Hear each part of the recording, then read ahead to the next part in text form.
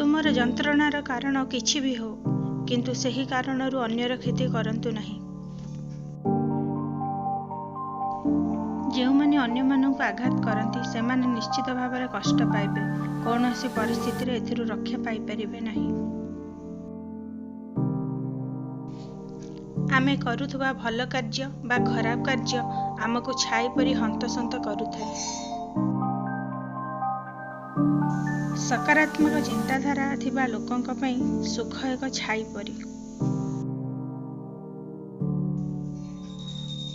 ଯଦି ମନ ଖୁସି ହୁଏ ତେବେ ଶରୀର ସୁସ୍ଥ ରହେ।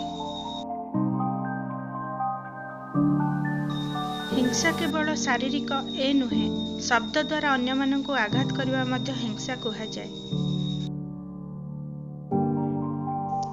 ହଜାର ଯୁଦ୍ଧ ଜିତିବା ଅପେକ୍ଷା ନିଜ ମନକୁ ଜିତନ୍ତୁ। ଆପଣଙ୍କ ବହୁମୂଲ୍ୟ ସମୟ ଦେଇଥିବାରୁ ଆପଣଙ୍କୁ ଧନ୍ୟବାଦ।